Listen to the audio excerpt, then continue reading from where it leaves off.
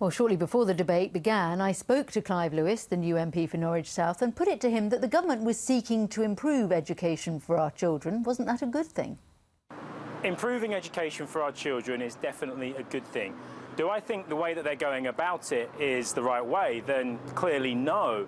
The Academy's programme is proven not to be any better, Academy schools not to be any better than grant-maintained schools, which are run by local authorities. That's not just my opinion, that's the opinion of the Education Select Committee. But the latest inspectorate statistics actually say that 82% of academies were rated either good or outstanding. I mean, surely that is a positive. When you look at schools which are failing, they often have come from such a lower level that as they come up to the kind of the mean, the average, you see an increase in what looks like a larger increase in their performance. So because many of these schools which are failing, admittedly are failing, that increase, that initial increase, the extra change, the change in management, the change in leadership, can sometimes see disproportionate increases when compared to schools, say for example grant-maintained schools, which are already doing very well.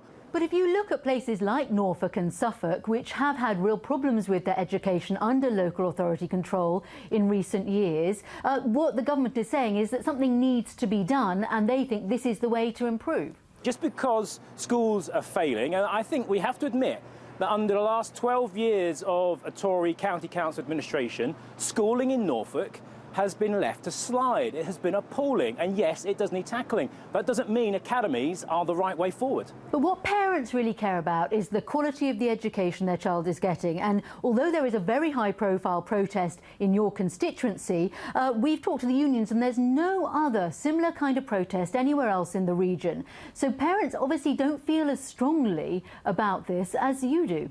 There have been other campaigns, unsuccessful campaigns, where academisation has been pushed through. And don't believe that this will be the last anti-academies campaign across Norfolk as organisations like the Inspiration Trust try to take over more schools. Under this new bill, people will still be able to protest. They will still have consultation. What you're doing, you're taking away the very small amount of protection that local communities have, because it's taking away parents' right to have a say in who teaches their children and how their children are taught. I think that's a basic component of our democracy, and that's why I'll be opposing this bill.